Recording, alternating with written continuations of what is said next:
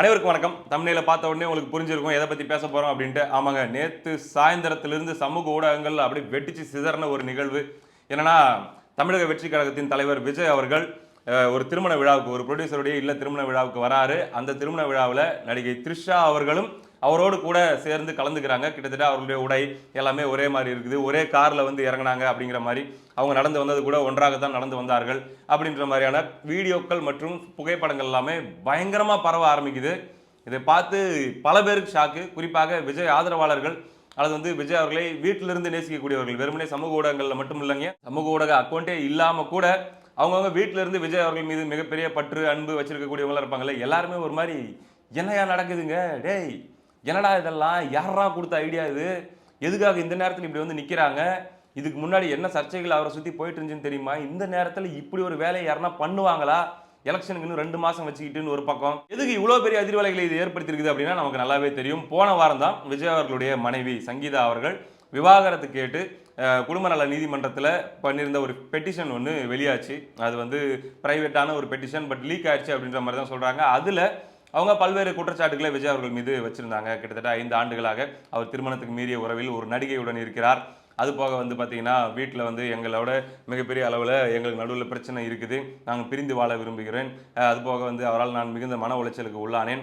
எங்களுடைய பிள்ளைங்களை கூட அவர் சரியாக கவனிக்கல. அப்படிங்கிற மாதிரிலாம் வந்து தொடர்ச்சியாக அவங்க அதில் குற்றச்சாட்டுகள் வச்சிருந்தாங்க. மேலும் இன்னும் இது வந்து தொடர்ச்சியாக இது இப்படியே போயிட்டு இருக்குது. எனக்கு வந்து சரியான உத்தரவாதம் கிடைக்கல அப்படின்னா, நான் அந்த நடிகையின் பெயரை கூட வெளியிடுவேன்.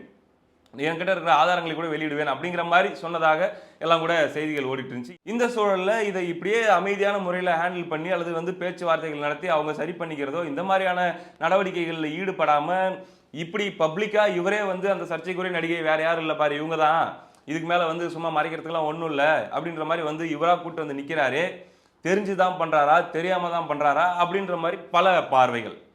இதுல ஒரு தரப்பு என்ன சொல்றாங்கன்னா, விஜய் அவர்களுடைய கட்ஸை பாராட்டணும், உண்மையிலே இதுக்கெல்லாம் ஒரு தனி தைரியம் வேணும். அப்படி வந்து எல்லாரும் விமர்சனங்கள் வச்சுட்டு இருக்கிற நேரத்திலையும் ஆமாடா அப்படின்னு வந்து நிக்கிறாரு அப்படின்னு சொல்லி பாக்குறாங்க. பட் என்னுடைய பார்வையில் இது கட்ஸா அப்படின்னா கட்ஸ் மாதிரி எனக்கு தெரியல. இது ஏதோ ஒரு நிர்பந்தம், ஏதோ ஒரு கட்டாயம், இந்த நேரத்தில் இதை செஞ்சிருக்க வேண்டிய கட்டாயம். ஆனா தெரியாமலாம் விஜய் அவர்கள் பண்ணல, ரகசியமாலாம் பண்ணல. வெளிப்படையாக இது நடந்தால், நாம் இப்படி போனால் இது பெரிய செய்தியாகும். மிகப்பெரிய அளவில் எல்லாரும் இதை பேசுவாங்க. கடுமையான நம்ம மீது கல்லடிகள் வந்து விழும், கடுமையான தாக்குதல்கள் நம்ம மீது வரும், தனிமனித விமர்சனங்கள் பயங்கரமா வரும். ஏன் நம்மளை விரும்புகிறவர்களே பல பேருக்கு நம்ம மேல வெறுப்பும் எரிச்சலும் வரக்கூடிய ஒரு சூழல் கூட வரும். இருந்தாலும் இது இப்ப நடக்கணும் அப்படின்னு நினைச்சு அதை பண்ணியிருக்காரு அப்படின்னும் போது ஒரு என்ன சொல்றது, அவர் தன்னைத்தானே அழித்துக்கிறார் அப்படின்ற மாதிரிலாம் கூட சில பேர் பதிவு போடுறாங்க. செல்ஃப் டிஸ்ட்ரக்ஷன் மோட்ல போறாரு அவரு. அவர் கட்டி வச்சிருந்த அவருடைய மரியாதையை, அவருடைய இமேஜை வந்து அவரே அப்படியே வந்து அழிச்சுக்கிறாரு. ஏன் இது பண்ணணும் அப்படிங்கிற மாதிரி.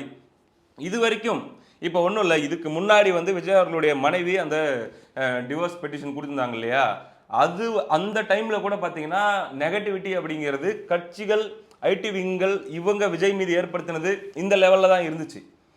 வெளியே இருந்து வந்துட்டு இருந்தது தான் எல்லா நெகட்டிவிட்டியும். ஆனால் முதல் முறையாக இந்த இன்சிடென்ட்ல நேற்று விஜய் அவர்கள் கலந்துக்கிட்ட அந்த நிகழ்வு அடிப்படையில் பார்த்தா அந்த நெகட்டிவிட்டிங்கிறது இப்போ உள்ள இருந்தே வர்றதை நம்மளால பார்க்க முடியாது. அதாவது விஜய் அவர்களுடைய ஆதரவாளர்கள், விஜய்க்கு தீவிரமாக எல்லா சூழல்களிலும் எந்த காரணத்தை கொண்டும் விட்டு கொடுக்காமல் நின்றவர்கள் அப்படின்னு கூட பல பேர் வந்து இதை பேசக்கூடிய, கோபமாக விஜய் அவர்களை விமர்சிக்கக்கூடிய பல நிகழ்வுகளை நம்மளால பார்க்க முடியுது. ஏன் இப்படி ஒரு முடிவை விஜய் அவர்கள் எடுக்கணும், இப்படி ஒரு நகர்வை விஜய் அவர்கள் மேற்கொள்ளணும் அப்படிங்கிற ஒரு கேள்வி. இப்போ இந்த நேரத்தில் நிறைய பேர் நம்மகிட்ட ஒரு கேள்வி கேட்கலாம், தம்பி இது வந்து நகர்வுகள், நீ எதை பேசினாலுமே வந்து இதுக்கு பின்னாடி என்ன நகர்வு இருக்கும், பொலிட்டிக்கலாக இதுக்கு என்ன காரணம் இருக்கும், இப்படி மட்டும்தான் பேசுவியா, ஒரு ஒழுக்கம் மாறல் இது சம்பந்தமால நீ பேச மாட்டியா? அவங்களுக்கு மனைவி இருக்காங்க, 27 வருஷம் வாழ்ந்துருக்காங்க, 2 பிள்ளைங்க இருக்காங்க, தோளுக்கு மேலே வளர்ந்த பிள்ளைங்க. அந்த மாதிரி ஒரு குடும்பத்தை இருக்கும்போது இப்படி ஒரு செயல் பண்ணுறது சரியா? இது வந்து கள்ள உறவு இல்லையா? இதை விமர்சிக்க மாட்டியா? இதை வந்து கடுமையாக திட்ட மாட்டியா? அப்படிங்கிற மாதிரி கேள்விகள்லாம் நிறைய பேர் கேட்கலாம் கமெண்ட் செக்ஷனில். பேசலாங்க, தப்பு கிடையாது, பேசுறதுக்கு ரெடி, யார் வேணா பேசலாம். ஆனால் மேட்ரு என்ன அப்படின்னா, பொதுவாகவே இந்த மாதிரி உறவு முறைகள் சம்பந்தப்பட்ட விஷயங்கள்ல ஒரு ஒரு பிரச்சனை, ஒரு கணவன் மனைவிக்குள்ள ஒரு பிரச்சனை வருது அப்படின்னும் போது ஒரு சைடு வந்து பயங்கரமா செய்தி ஆயிடும், இன்னொரு சைடு வந்து பெரும்பாலும் வந்து பார்த்தீங்கன்னா அது ஒரு ரகசியமாகவே அல்லது பெருசாக தெரியப்படாத ஒரு விஷயமாகவே இருக்கும். இப்போ விஜய் அவர்களே நம்ம இது நீ பண்ணது குற்றம், நீ பண்ணது வந்து தவறு, மிகப்பெரிய ஒரு துரோகம் அப்படின்னு நம்ம விஜய் அவர்கள் மீது சொல்ல வரோம் அப்படின்னா முழுமையா ரெண்டு தரப்பும் நமக்கு தெரிஞ்சிருந்து ஒரு முடிவுக்கு வந்து தாராளமா அப்படி சொல்லலாம். எனக்கு இப்போ வரைக்குமே விஜய் அவர்களுடைய வெர்ஷன் என்னன்னே தெரியாது. இப்போ சங்கீதா அவர்களுடைய வெர்ஷன் வந்து சொல்லிட்டாங்க, நீதிமன்றத்தில் அவங்க சொல்லிட்டாங்க. ஆனால் விஜய் அவர்கள் அவங்க ஒரு 7 வருஷமா என்ன கோத்ரூ பண்ணாங்கன்ட்டு இப்போ பார்த்தீங்கன்னா சங்கீதா அவர்கள் சொல்லிட்டாங்க. விஜய் அவர்கள் 7 வருஷமா அவர் வாழ்க்கையில் என்ன நடந்துச்சு, எதனால வந்து இந்த ஒரு ஸ்டேஜில் வந்து அவர் நிற்கிறாரு, அந்த ஒரு நடிகையோட த்ரிஷாவோட இன்னைக்கு எல்லாரும் பேச போறாங்க எழுத போறாங்கன்னு தெரிஞ்சும் ஏன் போயிட்டு பொதுவில் ஃபங்க்ஷனில் அட்டன் பண்ண வேண்டிய ஒரு இடத்துல வேணும்னே அவரே அதை வெளிச்சம் காட்ட வேண்டிய ஒரு இடத்துல வந்து அவரே நிற்கிறாரு. அவரை சுற்றி என்ன நடந்துச்சு இல்லை அவருக்கு என்ன நடந்துச்சு தெரியாது. அப்படின்னும் போது இப்போ நான் விஜய கேள்வி எழுப்பணும் அப்படின்னா இப்போ ஒன்றும் இல்லைங்க, இப்போ அஃபிஷியலாக இல்லாமல் செவி வழியாக அல்லது வந்து ஊடக நண்பர்கள் மூலமாக, திரைத்துறையில் இருக்கக்கூடிய நண்பர்கள் மூலமாக விஜய்க்கு இந்த மாதிரிலாம் நடந்திருக்குதுங்க, இவ்வளோ கஷ்டங்கள் அவரெல்லாம் கோத்ரூ பண்ணியிருக்காரு, அவருடைய குடும்பத்துக்குள்ளேயே அவருக்கு இப்படிலாம் நடந்திருக்குது, இதில் வெளியாட்கள் ஒரு சில அரசியல் சக்திகள், அந்த சக்திகள் வீட்டில் இருக்கக்கூடிய சில பெண்களுடைய இன்வால்மெண்ட்லாம் இருக்குதுங்க. அது போக வந்து இன்னும் கூடுதலாக விஜய் அவர்கள் இந்த முடிவை ஏதோ ஒருத்தர் விரும்பிட்டாரு, ஒரு நடிகையோட அவர் வந்து பார்த்தீங்கன்னா ரொம்ப ஒரு ஜாலியாக என்ஜாய்மெண்ட்டாக இருக்கணும் அப்படிங்கிறதுக்காக குடும்பத்தை தூக்கி குப்பையில் போட்டாரு அப்படிங்கிற பார்வையில் மட்டும் இதை பார்க்க முடியாதுங்க. அவர் அனுபவித்ததும் நிறைய இருக்குது அப்படிங்கிற ஒரு பாயிண்ட் ஆஃப் வியூ எடுத்து வைக்கிறாங்க. அது உண்மையாக பொய்யன்னு தெரியாது. அப்படின்னும் போது இங்கே விஜயை விமர்சிக்கணும் அப்படின்னா முழுமையாக தெரியணும், அல்லது விஜய் வந்து சொல்லணும், எங்க பாருங்க என்னை பற்றி இப்படிலாம் அவங்க சொல்லியிருக்காங்க, ஆனால் நடந்தது என்ன அப்படின்னு சொல்லி அவருடைய வெர்ஷனை அவர் சொல்லணும். கடைசியில் வந்து பார்த்தீங்கன்னா அதையும் கூட நீதிமன்றம் தான் முடிவு பண்ண முடியும். அதனால தான் இந்த விஷயத்தில் நான் விஜய் தவறு அல்லது வந்து அவருடைய மனைவி அவர்கள் தவறு அப்படிங்கிற ஒரு ஸ்டாண்டுக்குள்ளே போகாமல் தெரியாது, இப்போ வரைக்குமே எக்ஸாக்டாக என்ன நடந்ததுன்னு தெரியாது. அதனால் இது பொலிட்டிக்கலாக என்னென்ன தாக்கத்தை ஏற்படுத்தும், பொலிட்டிக்கலாக இது விஜய் அவர்களுடைய தமிழக வெற்றி கழகத்துக்கு நல்லதா கெட்டதா அப்படிங்கிற பார்வையில் மட்டும் இதை பார்த்துட்டு மீதியை விஜய் அவர்களே பதில் சொல்லிக்கிட்டோம் அப்படிங்கிற இடத்துல நிற்கிறது தான் என்னுடைய ஸ்டாண்டு. அதுதான் கரெக்டாக இருக்கும் அப்படின்னு நான் நினைக்கிறேங்க. ஏன்னா இது மற்றவர்கள் எல்லாரும் சொல்கிற மாதிரி இது 4 வருஷமா 5 வருஷமா நடந்ததாக கேள்விப்பட்ட விஷயம் கிடையாது. இவர்கள் வீட்டுக்குள் இருக்கக்கூடிய குடும்ப ரீதியான பிரச்சனை அப்படிங்கிறது கிட்டத்தட்ட 10 ஆண்டுகளான பிரச்சனை. எக்ஸாக்டாக என்னன்னு தெரியாது. ஓகே, ரைட், இருக்கட்டும். இப்போ இந்த விஷயத்தால விஜய் அவர்கள் மீது நெகட்டிவிட்டி, அதாவது தமிழக வெற்றி கழகத்தின் தலைவர் விஜய் அவர்கள் மீது, தமிழக வெற்றி கழகம் என்கிற கட்சியின் மீது நெகட்டிவிட்டி வந்திருக்கா அப்படின்னா தாறுமாறா வந்திருக்கு. எப்படி சொல்றப்பா, ஏன் இதுக்கு முன்னாடி வந்து மற்ற தலைவர்கள்லாம் 2 கல்யாணம் 3 கல்யாணம் பண்ணது இல்லையா, ஏன் அவங்கெல்லாம் வந்து பொது வாழ்வில் ரொம்ப உத்தமர்களாக இருந்துட்டாங்களா, தனிப்பட்ட வாழ்க்கையில் அவங்களாம் தவறுகளே பண்ணலையா, இங்கே யார் யார் என்னென்ன பொறுக்கித்தனம் பண்ணிட்டுக்கிறாங்கன்னு யாருக்கும் தெரியாதா அப்படின்னு நம்ம என்ன கேள்விகள் எடுத்து வச்சாலும் கூட, அதாவதுங்க அவங்க அந்த பெட்டிஷன் போட்டிருந்தாங்க இல்லையா இதுக்கு முன்னாடி, அப்போ வரைக்கும் கூட விஜய் அவர்கள் மீது இந்த நெகட்டிவிட்டி வரல. நம்ம என்ன சொன்னது தான். இந்த ஒரு காட்சிகள் வெளிவந்த பிறகு கரண்ட்டாக இன்னைக்கு நிலவரம் என்னன்னா நெகட்டிவிட்டி. இது மறுபடியும் 4-5 நாள் கழிச்சு சரியாகுமா, விஜய் அவருடைய சைட்லேருந்து ஏதாச்சும் ஒரு கிளாரிஃபிகேஷனோ அல்லது வாட் எவர் அது சரியாகுமா தெரியாது. ஆனால் இதனால் நெகட்டிவிட்டி ஏற்பட்டிருக்கானா 100% ஏற்பட்டிருக்கு. சோஷியல் மீடியாவில் மட்டும் இல்லைங்க, ஏன் நம்ம சர்க்கிள்லேயே கூட, நம்ம இப்போ ஃபேமிலி வாட்ஸ்அப் குரூப் அப்படி இப்படின்னு நிறைய இருக்கும் இல்லையா, அங்கெல்லாம் கூட இதை யாருமே விரும்பலை, சுத்தமாக அவங்களுக்கு பிடிக்கல. என்ன காரணம், ஏன் மற்ற தலைவர்களுக்கு வராத தனிப்பட்ட வாழ்க்கையில் அவங்க ஏதாச்சும் தவறு செய்யும்போது வராத ஒரு நெகட்டிவிட்டி விஜய் மேலே வரும் அப்படின்னா, நான் ஏற்கனவே ஒரு வீடியோவில் சொல்லியிருக்கேன், உங்களுக்கு ஞாபகம் இருக்கா, விஜய் அவர்களுடைய மிகப்பெரிய ஸ்ட்ரென்த் அவருடைய ரசிகர்கள் தான், விஜய் அவர்களுடைய மிகப்பெரிய பலவீனமும் அவருடைய ரசிகர்கள் தான்ட்டு.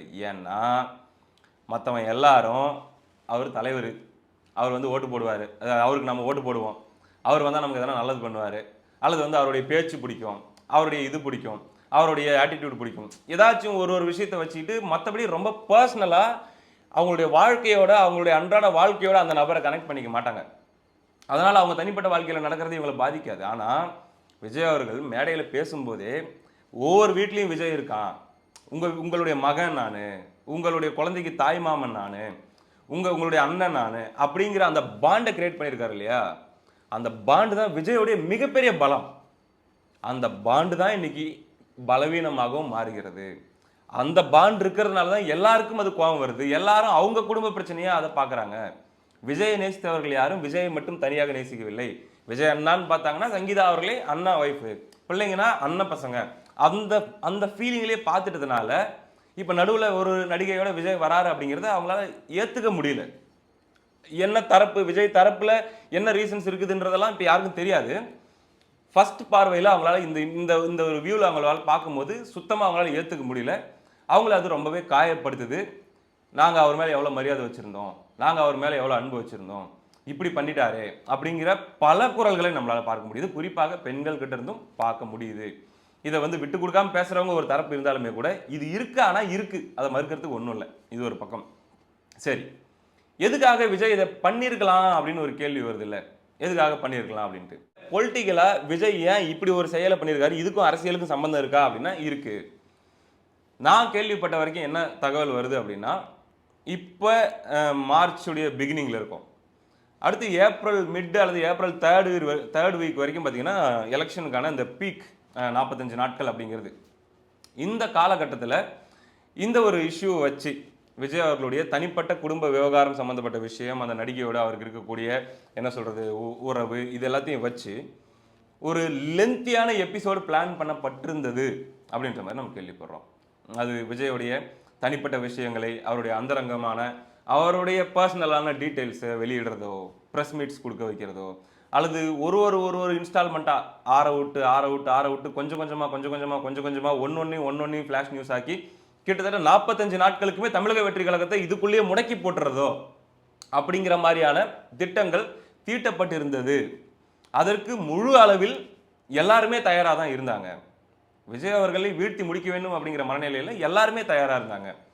அப்படிங்கிற மாதிரியான ஒரு ஸ்டேஜ் இருக்கிறத அவர் சென்ஸ் பண்ணியிருக்கலாம்.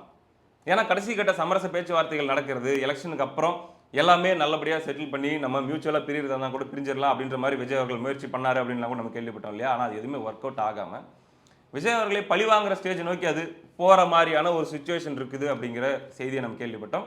இதை பெரிய அளவில் அரசியலாகவும் பயன்படுத்த போகுது ஒரு கட்சி அப்படின்னு நம்ம கேள்விப்பட்டோம். அப்படி இருக்கும்போது இந்த பிரச்சனையை, இந்த சர்ச்சையை அப்பப்போ அடுத்த 60 நாளைக்கும் ஃபேஸ் பண்ணிட்டு இதை சுற்றியே நம்முடைய நானாகட்டும் அல்லது என்னுடைய கட்சி ஆகட்டும் என்னுடைய தொண்டர்களாகட்டும் இருக்கிறத விட ஒரே நாளில் ஒட்டுமொத்த எம்பாரஸ்மெண்ட்டையும் நான் ஃபேஸ் பண்ணி முடிச்சிடுறேன், ஒவ்வொரு தடவையும் எம்பாரஸ்மெண்ட்டை ஃபேஸ் பண்ணிக்கிட்டு அதுக்கு பதில் சொல்லிக்கிட்டு இதுக்கு பதில் சொல்லிக்கிட்டு ஒரு மாதிரி இந்த குழப்ப வாழ்க்கை வாழ்றதை விட ஒரே முட்டா ஒரு வாரத்துக்கு பேசி என்னை அடித்து ஓஞ்சி முடிஞ்சிருட்டோம்.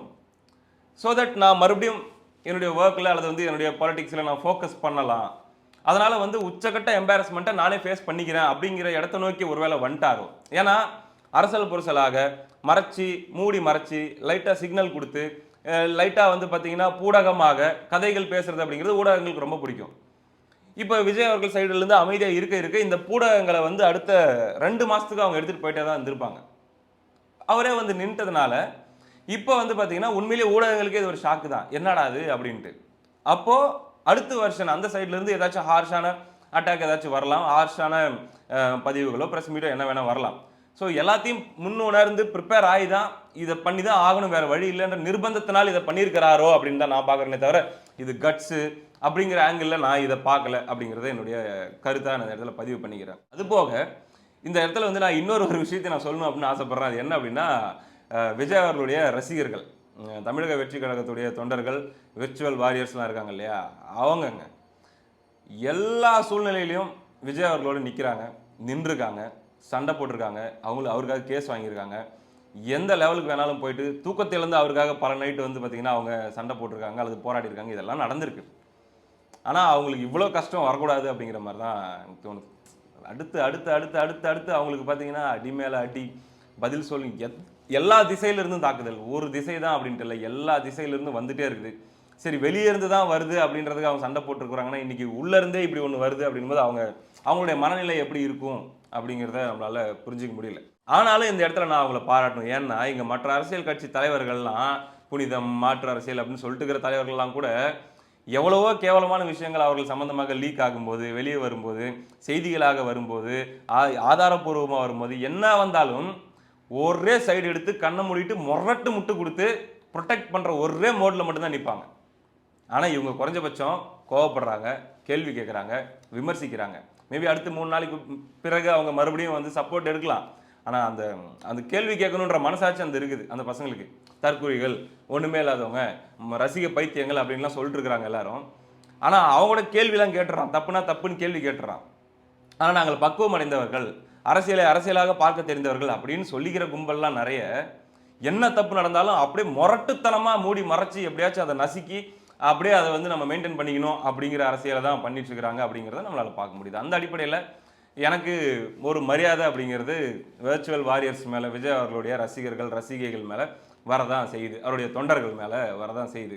அதுலேயும் நிறைய பேர் இம்மெச்சூர்டாக கண்டபடி பேசிகிட்டு இருக்கிறவங்க எப்பயுமே இருக்க தான் செய்வாங்க. ஆனாலும் இப்படி ஒரு செக்டாரையும் பார்க்க முடியுது. அந்த செக்டாரை நான் பாராட்டுறேன். அவ்வளோதாங்க. நிறைய விஷயங்கள் வெளி வரும். விஜய் அவர்களே அதை வெளிப்படுத்திடணும். அதுதான் நல்லது அப்படிங்கிறது என்னுடைய கருத்து. அடுத்த வீடியோவில் சந்திப்போம். நன்றி.